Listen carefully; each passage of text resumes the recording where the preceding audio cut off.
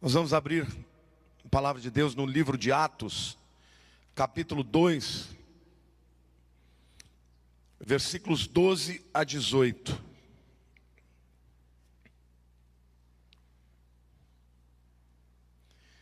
Vocês podem acompanhar também no telão. Todos atônitos e perplexos, interpelavam uns aos outros: que quer isso dizer? Outros, porém, zombando, diziam: estão embriagados. Então se levantou Pedro com os 11 e, erguendo a voz, advertiu-os nesses termos: varões judeus e todos os habitantes de Jerusalém, tomai conhecimento disto e atentai nas minhas palavras. Estes homens não estão embriagados, como vim dispensando, sendo essa ainda a terceira hora do dia. O que ocorre é o que foi dito por intermédio do profeta Joel. E acontecerá nos últimos dias, diz o Senhor, que derramarei do meu espírito sobre toda a carne. Vossos filhos e vossas filhas profetizarão. Vossos jovens terão visões e sonharão vossos velhos. Até que sobre os meus servos e sobre as minhas servas derramarei do meu espírito naqueles dias, e profetizarão. Amém?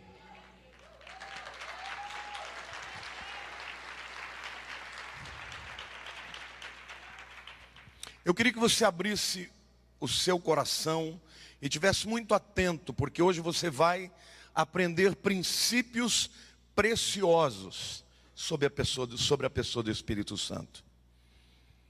Na verdade, as pessoas entendem muito mal quem é o Espírito Santo. De longe, disparado, é a pessoa menos compreendida da Trindade. Nós entendemos muito bem o papel de Deus, o Pai. Nós entendemos perfeitamente o papel de Jesus. Mas muito pouco é compreendido a respeito do Espírito Santo. O Espírito Santo, em primeiro lugar, ele não é uma força. Ele não é um vento. O Espírito Santo é uma pessoa. É a terceira pessoa da Trindade. Diga assim: o Espírito Santo é Deus. E quando a gente lê o livro de Atos, a gente percebe o quão impróprio é o nome desse livro. Nós chamamos o livro de Atos de Atos dos Apóstolos. E na verdade, o personagem principal do livro de Atos é o Espírito Santo. Esse livro deveria ser chamado de Atos do Espírito Santo, porque ele estava em todas as ações, em todas as coisas, em todos os momentos. E eu quero trazer, essa é uma palavra, não espere nesta palavra algo muito estrondoso, porque eu quero te ensinar quem é o Espírito Santo e como você pode se relacionar com ele.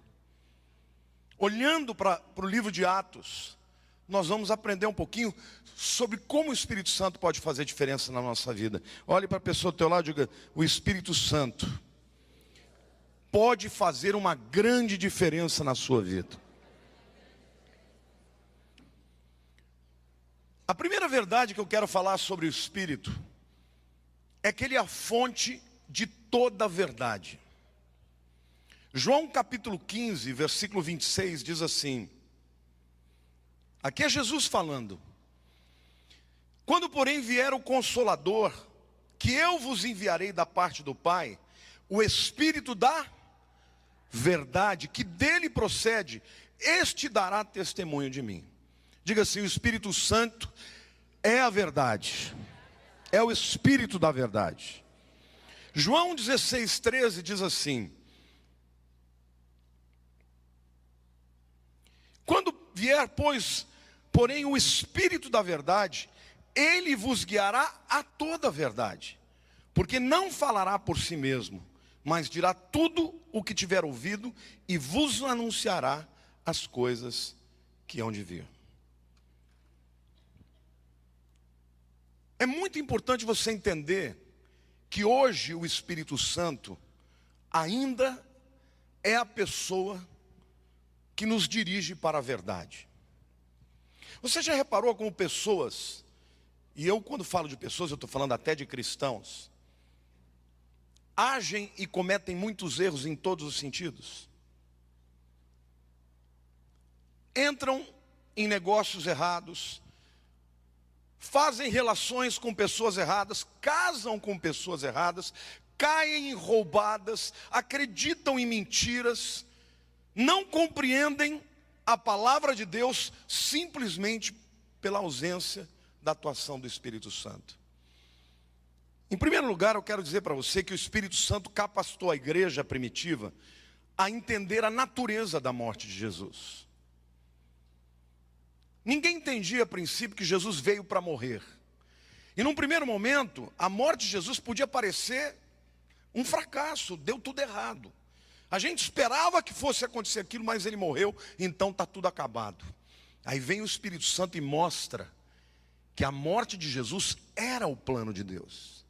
E eu quero te dizer que às vezes a gente passa por situações que a gente pensa que está dando tudo errado, mas que lá no fim Deus vai te mostrar que aquela era a vontade de Deus.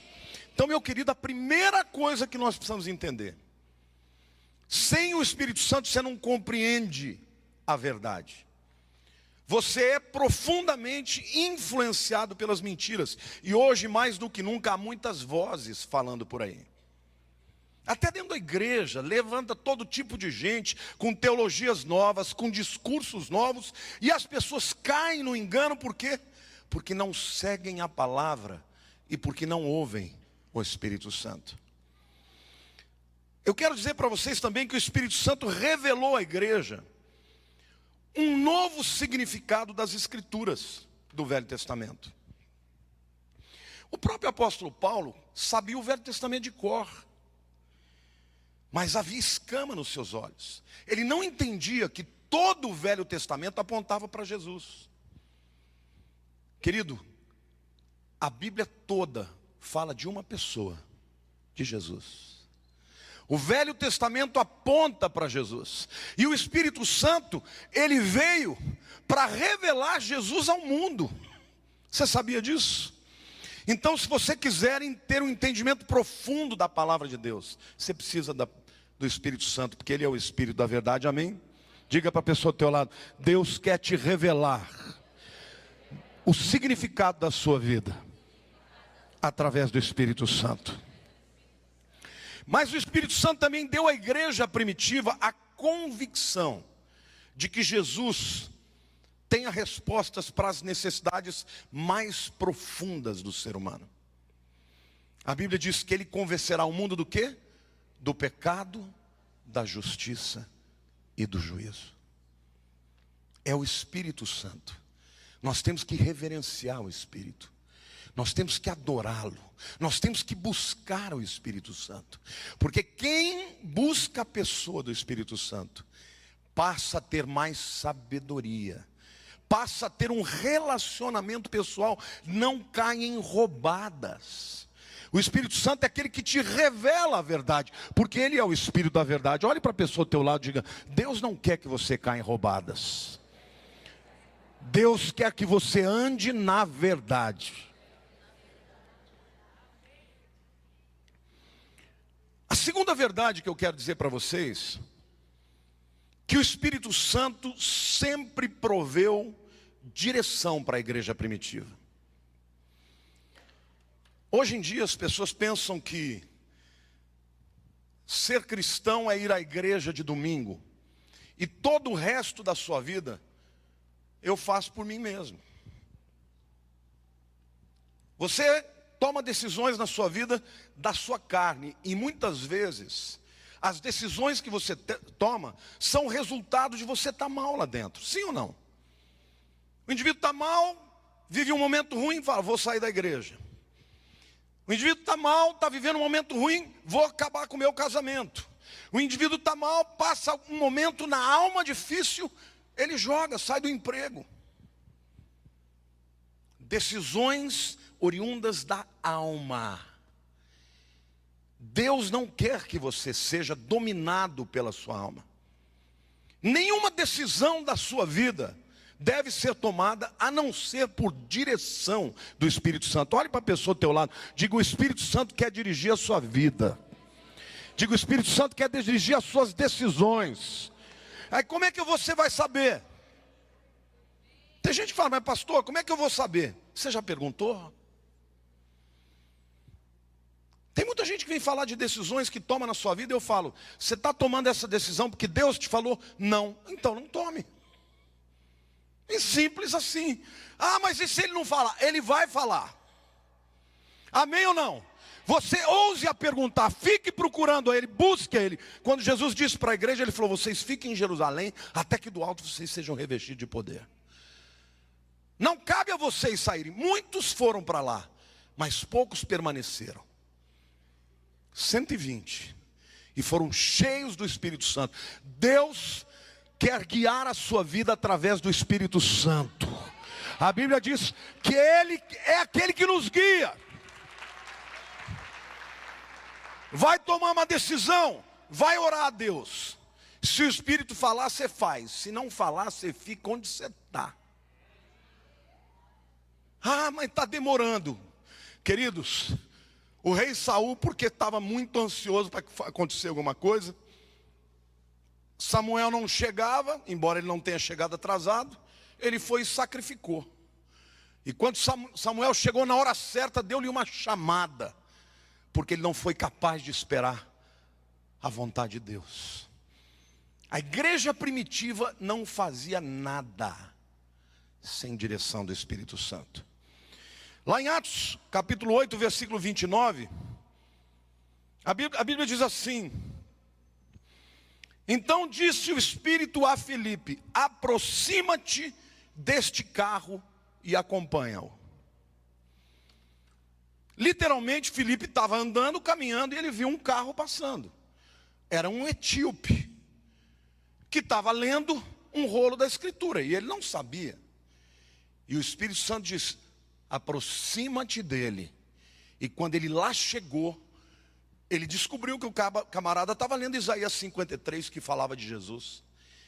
E ele falou, me explica que eu não entendo. E Filipe explicou que ali falava de Jesus que vinha para morrer, e falou da salvação, e o homem aceitou, e ele falou assim, mas eu quero ser batizado, o que importa? O que me impede que eu seja batizado? Aquele homem foi batizado ali mesmo, porque o Espírito Santo dirigiu Filipe para lá. Eu quero que você saiba que Deus quer dirigir a tua vida. O Espírito Santo, aliás, a Bíblia diz que nós devemos andar no Espírito e não satisfaremos os desejos da carne, porque a luta da carne com o Espírito é constante, é todo momento, é todo tempo. Só tem um jeito de você escapar disso, é estar cheio do Espírito. E a palavra andar no Espírito, no grego é peripatel. Patel é literalmente andar, passo a passo. E peri ao redor, na esfera do Espírito. Diga para a pessoa ao teu lado, Deus tem uma esfera na qual você pode caminhar. E nessa esfera, a proteção, a unção, a graça, a poder, não há engano. Amém? Deus tem falado comigo, filho, não decida nada, nem as menores decisões, sem que eu te mande fazer. Eu quero dar um testemunho aqui. Desde que eu me converti, eu tinha convicção, quando Deus me chamou para o ministério, que eu iria começar uma igreja. Eu recebi vários convites de igrejas grandes, me convidando para ser pastor, e o Espírito tirava do meu coração aquela alegria, e eu queria começar do nada. Mas eu tive que passar por um processo de tratamento de Deus. E eu falo aí para os jovens que estão começando a vida, e que Deus está começando a chamar, porque eu, quando Deus me chamou, eu larguei o 3º ano da faculdade de engenharia. Eu já tinha um futuro preparado, meu irmão era diretor da Mendes Júnior, já iria estagiar na Mendes Júnior, e o Espírito falou, não é nada disso. Acontece que eu fui para o seminário, e lá no seminário eu aprendi muitas coisas boas. Mas uma das coisas que eu não aprendi era ser dirigido pelo Espírito. E começou a florar de novo em mim uma coisa muito ruim. Porque tem gente que é criado, né, em famílias onde as pessoas tem um monte de feridas, e fala, você não pode, você não consegue. Na minha casa era o contrário. Os 5 filhos tinham um tupete do tamanho do mundo. Não sei se minha mãe fez bem, porque ela falou que a gente era tão bom que a gente acreditou. E eu me lembro no meu primeiro ano, sentado no Palavra da Vida, ouvindo um professor e olhando para ele dizendo, não sabe nada, eu sei muito mais que ele. Primeiro ano, recém-convertido, gente, eu não sabia nada, mas achava que sabia. No final daquele ano, eu recebi uma disciplina. Uma disciplina tão séria que eu fiquei 1 ano sem poder tocar piano. E eu era o melhor pianista de lá, disparado. Aí eu tinha que ficar ouvindo aqueles camaradas tocando, tudo desafinado. E eu fui ficando indignado, comecei a falar mal, já se viu. E a disciplina foi totalmente injusta. Eles me disciplinaram simplesmente porque eu tocava dissonante, porque dava um pouco de balanço. E o meu coração, fiquei 1 ano inteiro sendo amacetado por Deus. E um dia eu estava lá, brigando com Deus, onde já se viu? Eles que deviam ser meu modelo. E Deus falou, não foram eles, sou eu que estou te amassando. Eu falei, como é que é, Senhor? Você é muito topetudo. Você acha que sabe muito, mas você não sabe nada. Você nunca vai poder ser um líder que vai receber honra se você não aprender a honrar. E eu falei para Deus, mas o que eles fizeram contra mim é injusto. Deus falou, justo sou eu, e se eu estou fazendo isso na tua vida é porque você merece.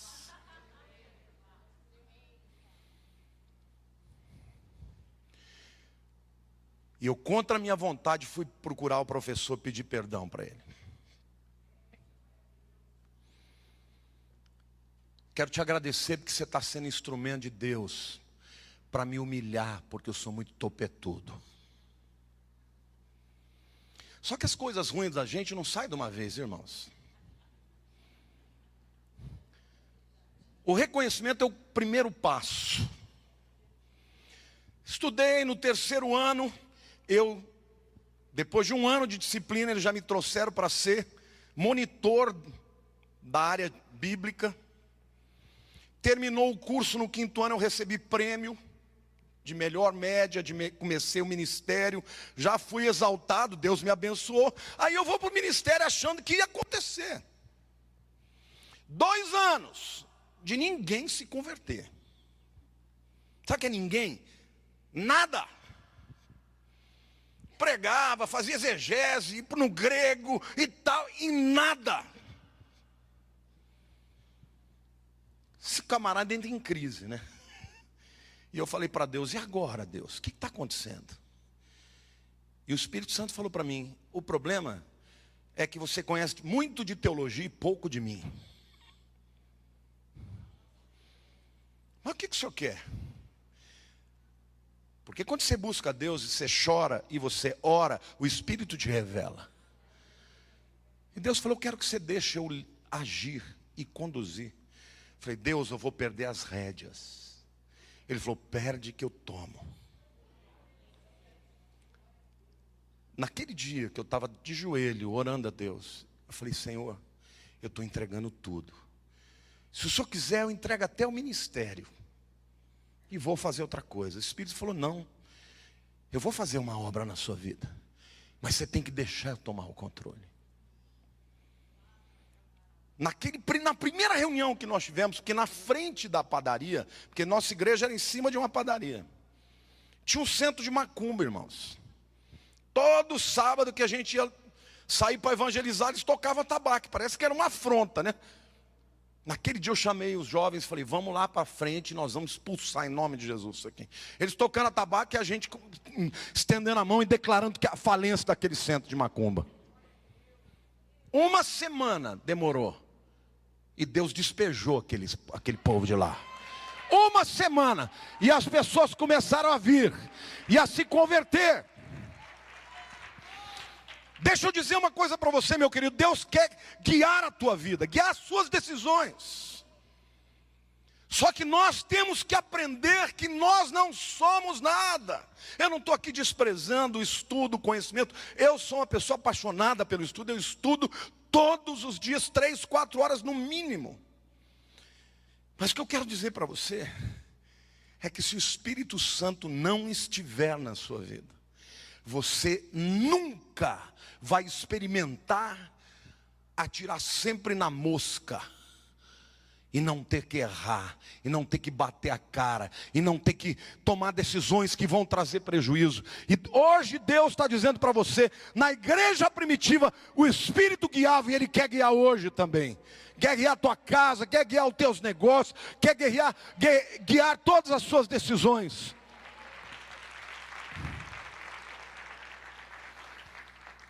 O Espírito Santo preparou Pedro para a vinda dos mensageiros de Cornélio. A palavra de Deus diz lá em Atos 10, de 19 a 20. Enquanto meditava Pedro acerca da visão, disse-lhe o Espírito: estão aí 2 homens que te procuram. Levanta-te, pois, e desce, vai com eles, nada duvidando, porque eu os enviei. Você não queria ser dirigido pelo Espírito desse jeito, irmãos? Pedro está lá, Deus tinha um propósito para ele, queria levá-lo a falar de Jesus para Cornélio. E Pedro era aquele judeuzão, né? Eu nunca entrei na casa de um gentio. Aí Deus dá uma visão para ele. Uma visão descendo um lençol com um monte de animais proibidos pela lei de comer. E Deus falou: come tudo, mas nem a pau. Senhor, eu sou judeu, isso aí não é kosher. Não é alimento santo. O que eu purifico, você não diga que não é santo. E é o seguinte: tem 2 camaradas aí que já vieram te buscar, você trata de ir com eles. Dá para errar desse jeito? Eu quero te dizer que o Espírito quer fazer isso na tua vida. O Espírito quer dizer para você: faz isso, não faz isso. Cuidado que vai chegar um fulano e vai te propor um negócio, é ruim, salta fora.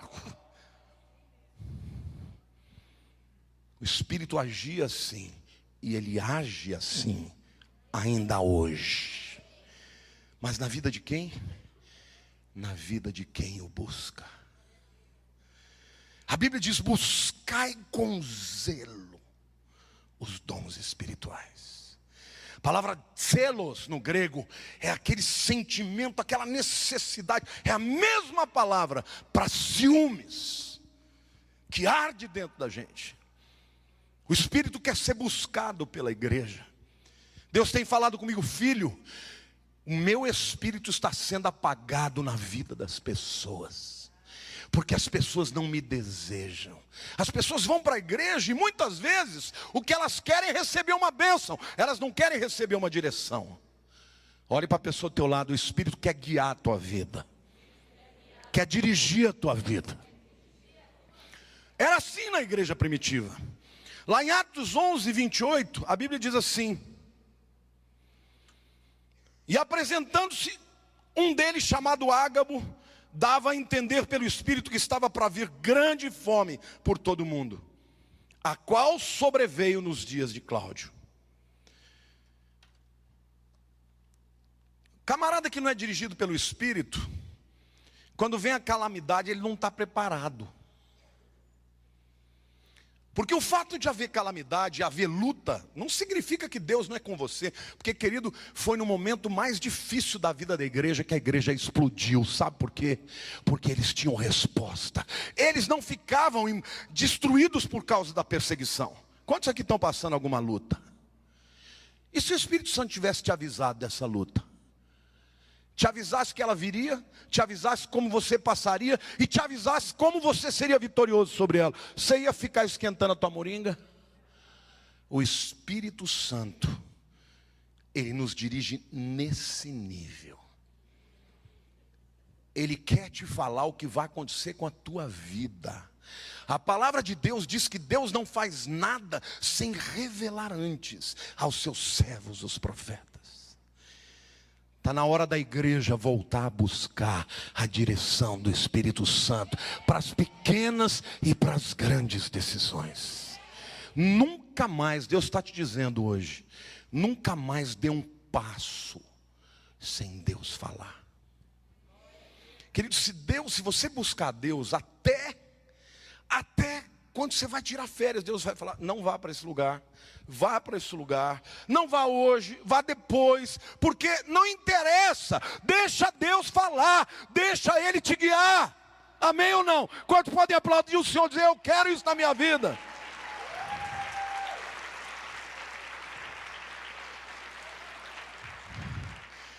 O Espírito Santo ordenou aos líderes da igreja primitiva que enviasse a Barnabé e Paulo para a primeira viagem missionária, lá em Atos capítulo 13, versículo 2.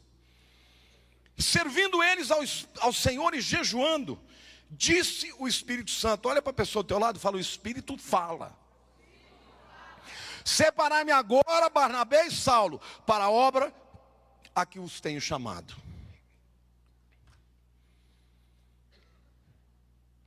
Tem muita gente que pensa que a obra que você vai ser chamado é aquela que você gosta.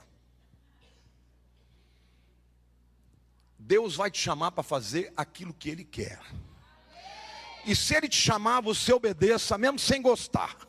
E depois você vai aprender a gostar, porque aquilo que é de Deus é bom na tua vida. Mas a vontade de Deus, ela começa sendo perfeita. Depois ela vai ser boa e agradável. Mas ela é perfeita na sua vida. E o Espírito Santo é aquele que fala. Diga para a pessoa do teu lado: você precisa aprender o Espírito Santo. Não haja, seja guiado pelo Espírito de Deus. Em quinto lugar, o Espírito Santo guiou as decisões da igreja no Conselho de Jerusalém. Atos 15, 28 e 29 diz o seguinte: pois pareceu bem ao Espírito Santo e a nós não vos impor maior encargo além destas coisas essenciais, que vos abstenhais das coisas sacrificadas a ídolos, bem como do sangue, da carne, de animais sufocados e das relações sexuais ilícitas. Dessas coisas fareis bem se vos guardardes. Saúde. No início da igreja, houve uma celeuma, uma divisão. Aqueles que eram judaizantes, aqueles que achavam que a igreja deveria manter a tradição judaica, estavam defendendo algumas coisas. E o apóstolo Paulo, que tinha sido chamado para os gentios, ele está dizendo: eu não vou impor nada. Eu não vou impor circuncisão para gentios. Eu não vou impor as festas. Eu não vou impor que eles se judaizem. E houve uma celeuma. Os próprios apóstolos ficaram divididos. Mas eles se reuniram. Eles não criam igual, mas eles eram homens que buscavam o Espírito Santo. E foi o Espírito Santo que disse: isso aqui é essencial. Vocês se abstenham dos ídolos, da prostituição e só.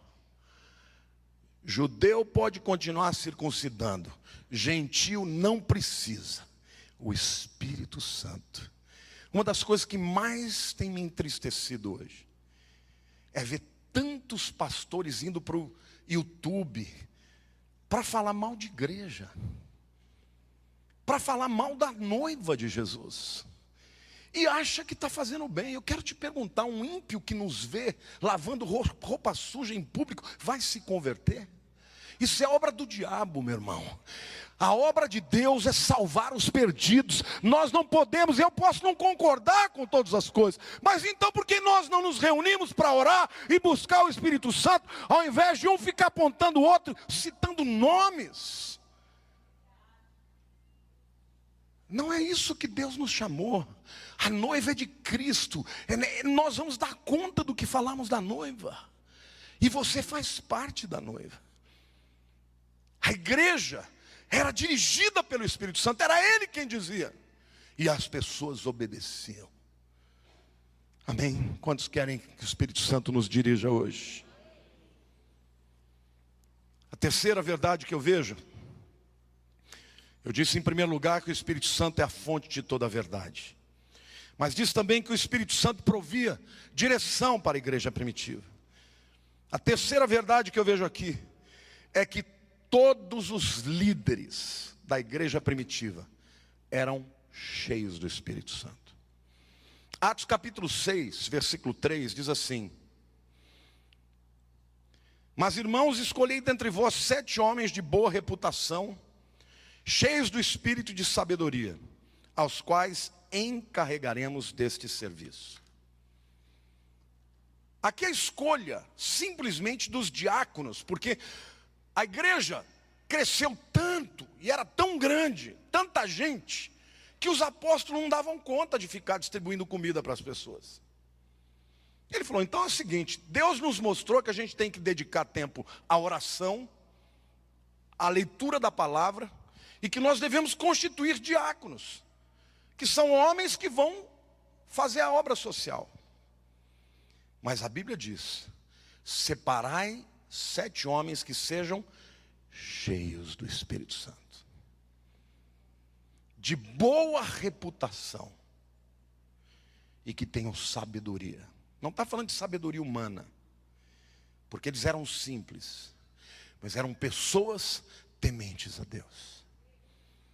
Ser cheio do Espírito Santo é importante até para fazer uma obra social, até para receber alguém quando chega. Ser cheio do Espírito Santo, querido, é a primeira condição que uma pessoa tem que ter. Porque quando uma pessoa está cheia do Espírito, ela está vazia de si mesma. Porque a primeira coisa que acontece na pessoa que é cheia do Espírito, ela começa a ver os seus próprios pecados. E quem vê os seus não fica olhando dos outros. Olhe para a pessoa do teu lado e fala, para de olhar o defeito dos outros. Veja os seus. Deixa Deus, que Deus mostre para você os seus próprios defeitos. Por quê? Porque quando eu vejo o meu, eu posso mudar. Mas quando eu fico olhando do outro, eu não posso mudar a vida dele. O tempo, o timing de Deus para cada um é dele. Amém ou não? Se você é pai, se você é marido, se você é filho, você sabe. Nem com a tua mulher você vai conseguir mudá-la. Deixa Deus mudar. Deixa o Espírito fazer. Mude você aquilo que o Espírito te revelar. Amém? Deixa Deus te ungir, te encher do Espírito para você, de fato, ser guiado por Ele.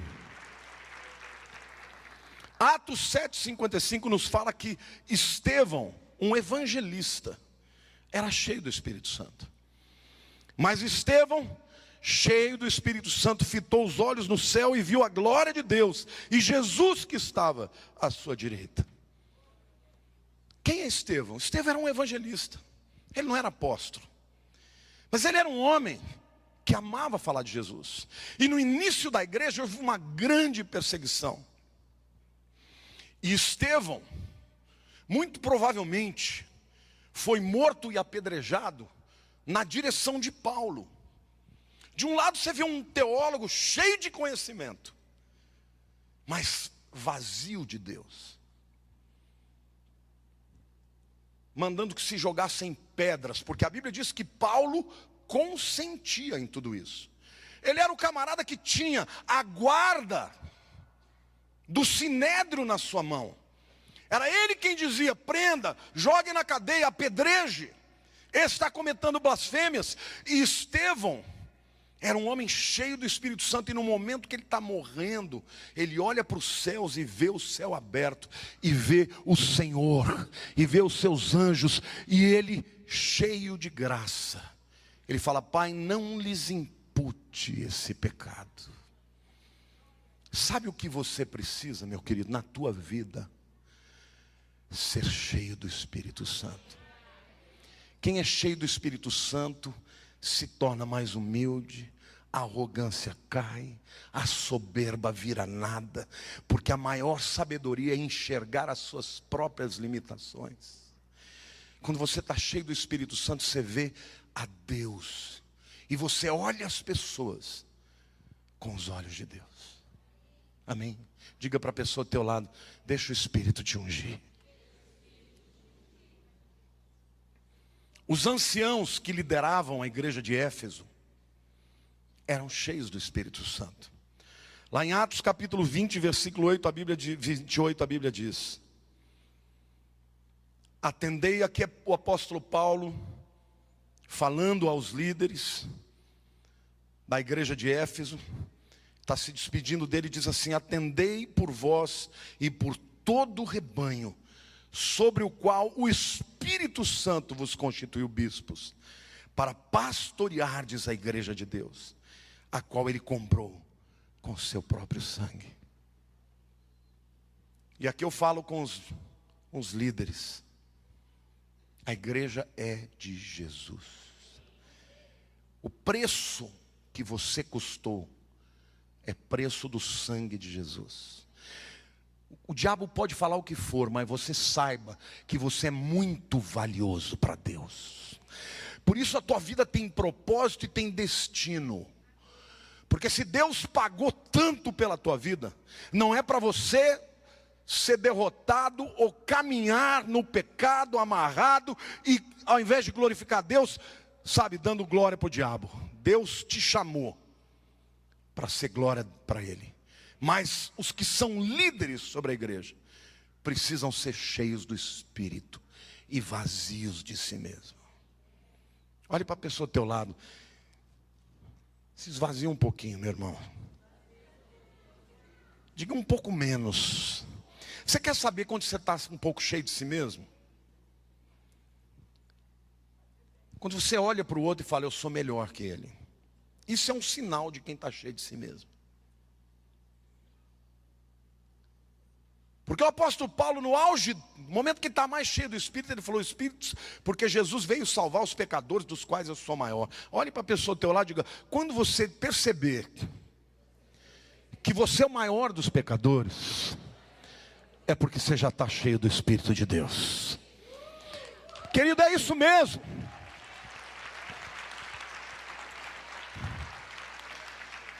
Agora, quando você olha dentro de você e você acha que alguém está te devendo algo, o apóstolo Paulo falava: eu não devo nada a ninguém, a não ser o amor. Querido, até o seu inimigo, você tem dívida para com ele. Porque Jesus ensinou: amai aos que vos perseguem e orai pelos vossos inimigos. Quando você olha para dentro de você e tem a nítida sensação que você é muito pequeno diante de Deus, sabe qual é o sentimento que vem? Gratidão. A despeito de mim, Ele me amou. Ele não desistiu de mim. Ele me chamou. Ele me salvou. Ele me comissionou.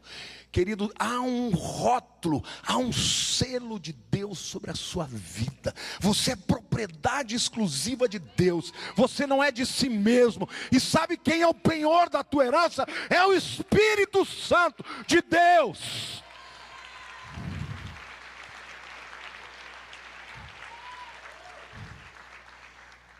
Mas a gente precisa muitas vezes passar pelas disciplinas de Deus.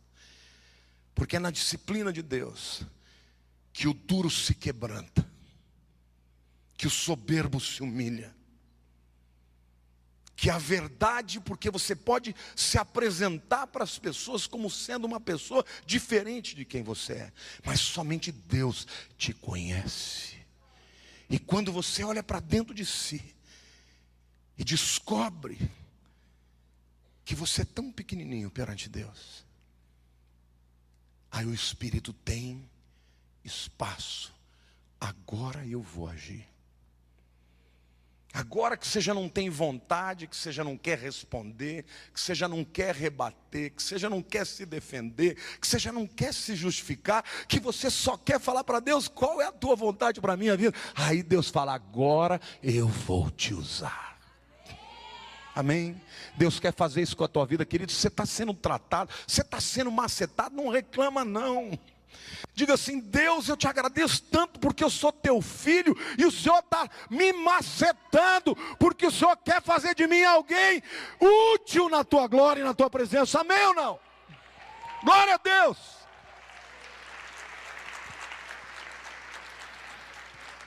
A Bíblia diz que o sábio, quando repreendido, se torna mais sábio.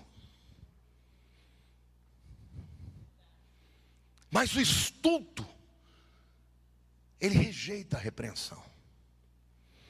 Certa vez, um camarada, Davi estava passando, ele estava passando um momento terrível na vida dele, e um camarada começou a ficar do lado dele e jogando imprecação, falando que um monte de coisa ruim para ele.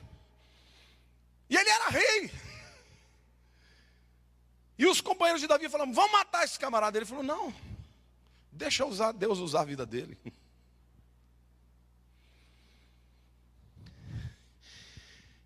O Espírito Santo quer usar a tua vida, querido. Você foi pago com o preço do sangue de Jesus. Você é muito valioso. Satanás quer fazer você sentir. Ou há dois momentos muito perigosos na vida de uma pessoa. Ou é quando ele está muito lá em cima, ou quando ele está muito lá embaixo.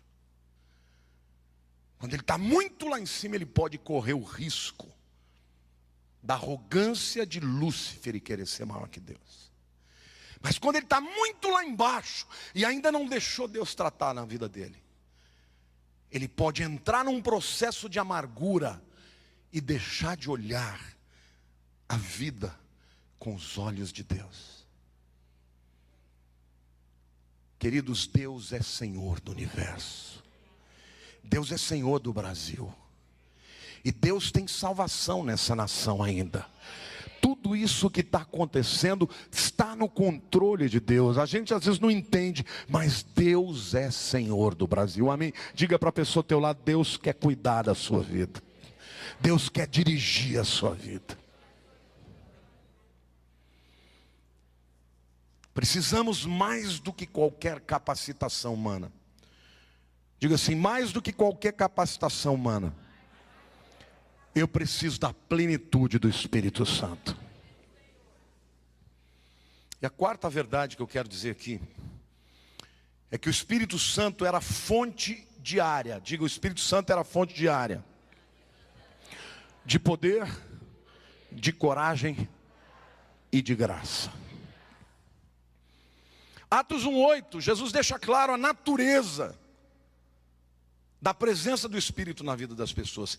E recebereis poder ao descer sobre vós o Espírito Santo. E ser-me-eis testemunhas em toda a Judeia, Samaria e até os confins da terra. O Espírito Santo é poder na tua vida. Amém?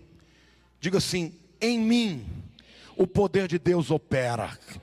Diga: em mim o poder de Deus habita. Diga: em mim o poder de Deus é suficiente para me fazer enfrentar qualquer demanda da vida. Amém ou não? Não importa o tamanho da luta que você enfrenta, Deus tem poder para você vencer de letra. Tirar de letra.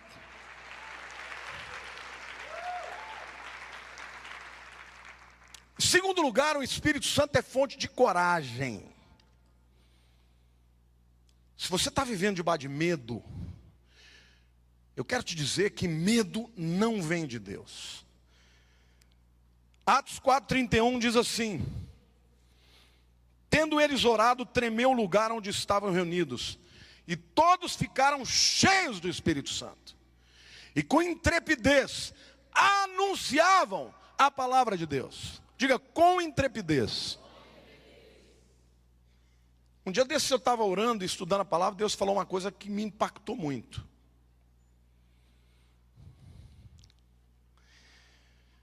E eu estou dando essa parada para você ficar olhando para mim, que eu quero gerar curiosidade em você.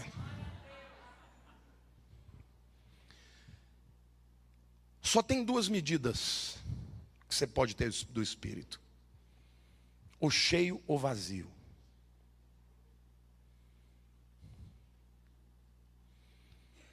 O Espírito Santo não vem e fala: vou derramar um pouquinho. Não, ele quer encher a tua vida. Ou você diz sim para ele, e ele domina a sua vida, ou você está no centro da tua vontade. E aí ele não tem direção. O Espírito Santo, ele quer encher a sua vida. Encher a sua vida significa se esvaziar de si mesmo. Encher a sua vida significa você aprender a dizer sim para Ele e não para a tua carne, amém ou não? É por isso que a Bíblia diz que nós devemos sempre nos encher dEle. Mas não é como você vai enchendo um pneu de bicicleta que vai enchendo aos poucos. Não é isso que quer dizer. É porque em alguns momentos Ele está pleno na sua vida. E você está cheio dEle. E você anda na sua vontade. E você obedece. E você glorifica o seu nome. Meia hora depois você pode dar vazão para a carne. É como meter um prego numa câmera. E o Espírito sai. Não da presença, mas da direção. E você é novamente dominado pela carne. É muito importante a gente compreender que quando a gente está cheio do Espírito, você é intrépido. Os discípulos, eles viram Jesus fazer todo tipo de milagre. É incrível isso, né? Pedro até andou nas águas, mas Jesus estava fora dele. Na hora do vamos ver, ele fugiu, porque ele não conseguiu enfrentar a possibilidade da morte. Porque estava por conta dele. Agora Jesus não estava mais do lado dele para pegar na mão e dizer, vamos lá, eu vou parar o mar. Agora ele estava por conta dele, mas depois que ele foi cheio do Espírito, que ele curou o enfermo, e que mandaram ele calar a boca, ele disse, eu não vou calar, não tem como. Não tem como, sabe, eu vou até contar um testemunho que eu vi numa dessas pregações que eu ouço por aí. Diz que uma igreja muito pentecostal lá nos Estados Unidos, o pastor tinha uma ovelhinha que era daquela do reteté, sabe? Lá em Oklahoma, né, onde eu estou mandando a Érica e o Ramão, eles vão voltar no fogo mesmo. E eles iam dedicar o templo. E inaugurar o templo, então vinha o prefeito da cidade, as autoridades, o juiz e todo mundo. E o pastor chamou o irmãozinho, né? Que é lá em Oklahoma, eles são tudo, né? Texas, Oklahoma, tudo caipira, né? Rednecks, né? Os pescoços vermelhos. E o pastor falou, ó, meu irmãozinho, hoje vem aí o prefeito, vem o juiz, então pelo amor de Deus, vê se você se comporta. Como assim, pastor? Para de ficar pulando, de dar grito, glória a Deus, falar em língua estranha fora da hora. Ele falou, pastor, se você não conseguir, ele falou, se você se comportar, eu te dou um par de botas. E o camarada, é verdade essa história. E o camarada falou, tá bom, Senhor, eu vou me comportar aqui. Aí disse que o pastor começou a pregar e estava solene, coral cantando. Estava lindo aquele dia. Aí o pastor começou a se empolgar e começou a pregar. A hora que ele citou aquele trecho da escritura que o rapazinho amava, ele começou a pular, falou, Deus, com bota ou sem bota, eu vou te adorar aqui no meio desse povo. Aplauda ao Senhor, é isso que Deus quer.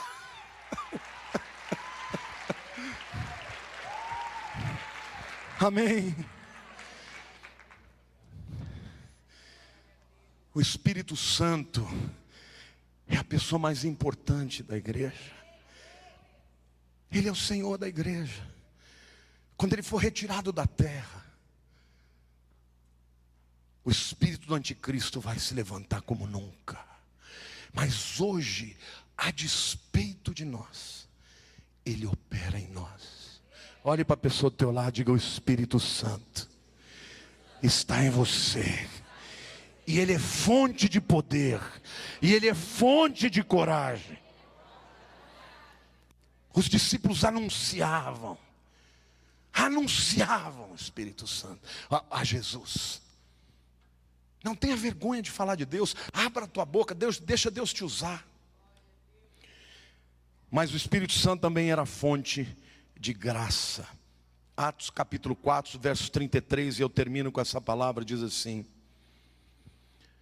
com grande poder, os apóstolos davam testemunho da ressurreição do Senhor Jesus. E em todos eles havia abundante graça. Deixa eu te perguntar, o que a palavra graça quer dizer? Da parte de Deus é favor imerecido. Olhe para a pessoa do teu lado e diga assim: você tem consciência de que tudo que Deus te dá é porque Ele te ama e não porque você merece? Sim ou não? Quem tem consciência disso? Querido, quando a pessoa ela acha que ela ralou muito, ela não quer dividir. Mas quando ela tem consciência que tudo que ela tem veio de Deus, e ela nem merece aquilo, é imerecido, recebeu de graça, ela tem prazer em dividir. Mas graça, a palavra charis, é a palavra que vem e originou a nossa palavra carisma. Vem de caris, graça. O que é graça? A Bíblia diz que Jesus crescia em estatura e em graça perante Deus e perante os homens. Graça significa que Deus tem para você um favor aos olhos das pessoas. Graça é alguém olhar para você e gostar de você. Gostar simplesmente porque você tem uma luz. Olhe para a pessoa do teu lado e diga assim: o povo de Deus cheio do Espírito Santo caía na graça das pessoas. Diga: Deus tem favor com as pessoas. Quem tem graça, querido, as multidões seguem. Por que as pessoas fugiam dos fariseus de Jerusalém? Porque eles não tinham graça, eles tinham lei. Eles eram aqueles que apontavam o pecado das pessoas. A igreja cheia do Espírito Santo era cheia de graça. Uma pessoa cheia de graça, a palavra engraçado é o quê? Cheia de graça. Você já sabia que rir é saúde? Você já riu muito de alguma coisa? Aliás, eu quero dizer uma coisa para você: ria mais. Deixa Deus te usar para você rir, para desopilar o fígado, para desopilar as lutas da vida, amém? Aplauda o Senhor, diga: eu quero ser cheio de graça.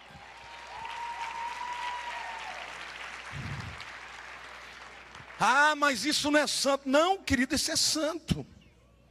Isso é santo. Eu não estou falando de você ser uma pessoa que ri de coisa suja. Não, estou falando de você ser uma pessoa que provoca na vida das pessoas riso. Que provoca na vida das pessoas descontração, alegria. Você, quando uma pessoa é cheia de graça, ela chega no lugar, os olhos atraem para ela. Agora uma pessoa cheia de peso, de carranca, você entra, todo mundo foge. Ih, lá vem o irmão Urucubaca. Deus quer que você ande como um santo, mas que você atrai o pecador. Que o pecador não tenha medo de contar o seu pecado para a tua vida, porque você vai amá-lo como Jesus amou, e você vai ser instrumento de Deus para ele ser liberto, para ele vencer o pecado, amém ou não? A igreja primitiva era assim, cheia de graça. E a Bíblia diz em Atos 2:42 em diante, que eles perseveravam unidos. O que é? Na doutrina dos apóstolos, na oração, no partir do pão. E o Senhor ia acrescentando os que iam sendo salvos. Sabe, gente, a igreja primitiva, no tempo que começaram a se multiplicar, já tinha mais de 50 mil pessoas.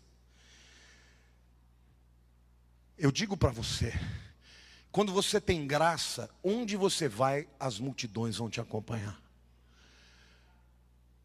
Este é o chamado de Deus para a igreja. Virá um tempo de juízo, eu tenho convicção sobre isso, a Bíblia diz sobre isso.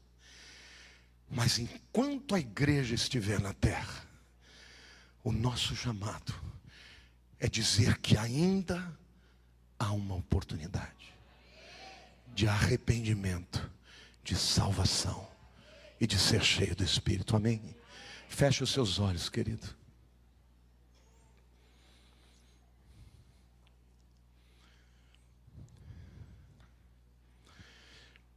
Espírito Santo, humildemente, eu quero me colocar diante de Ti pedir a tua direção. Ajuda-nos, Senhor, a sermos guiados por Ti. Não queremos tomar decisões baseadas na alma, nas perspectivas humanas, mas somente quando o Senhor falar conosco, seja nas pequenas decisões, seja nas grandes. Espírito Santo, eu te peço, revela para nós quem é Jesus, o que Ele fez na cruz por nós. Enche o nosso coração do mesmo amor que Ele tinha pelos seus acusadores, pelos pecadores aos quais Ele veio salvar. Revela, Senhor. Espírito Santo, dá-nos poder em primeiro lugar para vencer o pecado, mas dá-nos poder para enfrentar, ó Deus, os desafios da vida com esperança, com alegria, com a certeza de que o nosso nome está escrito no livro da vida, amando os perdidos, sendo instrumento de transformação. Dá ousadia para nós, dá-nos fé, Espírito Santo, para a honra e glória do Teu nome. Querido, se você hoje quer fazer uma oração ao Espírito Santo, põe a mão no seu coração, onde você estiver. Ore assim comigo, diga: Espírito Santo, eu preciso do Teu poder, eu preciso da Tua direção, eu preciso da Tua plenitude. Eu te digo, a partir de hoje, Tu tens liberdade para falar comigo, para me dizer nominalmente quais são os meus pecados. Mas eu te peço, Espírito Santo, que esse poder opere em mim, para que eu vença a minha carne, e para que eu ande no Teu Espírito, para ser usado com coragem, com graça, com plenitude, e ser instrumento da Tua glória no mundo de hoje. Obrigado, Espírito Santo, porque Tu habitas em mim e permanece em mim até o dia da redenção. Eu termino dizendo, queridos, o apóstolo Paulo diz assim: e não entristeçais o Espírito Santo da promessa, o qual é o penhor da nossa herança, em resgate da sua propriedade, até o dia da redenção. Você sabe o que é um penhor? Quando você tem uma dívida, você vai no banco e toma um dinheiro e fala: tá, ó, vou dar uma joia como penhor. Se eu não pagar, você pode ficar com a joia. A joia que você tem como penhor é o Espírito Santo. Mas eu quero dizer que o Espírito Santo de Deus foi penhorado pelo próprio Deus. E Ele diz assim: aquele que me invoca, que crê em Jesus, recebe o Espírito Santo. E quando ele entra na tua vida, ele é o penhor de Deus até o dia da redenção, que é o dia do arrebatamento da igreja. Nesse dia, o Espírito Santo vai nos levar na presença de Deus, quando seremos transformados. Por isso, saiba você, nenhuma acusação de Satanás, nenhuma obra do inferno, nenhum demônio, nenhum principado tem poder para arrancar você das mãos de Deus. Porque enquanto o Espírito Santo for o penhor de Deus na tua vida, você está selado. Olhe para a pessoa do teu lado e diga: você está selado com o selo de Deus, que é o Espírito Santo, até a vinda do Senhor. Feche os olhos. Pai, que a graça de Jesus, que o amor do Pai, e que as consolações do Espírito Santo sejam com todo o povo de Deus, todos os dias, até a consumação dos séculos. Amém.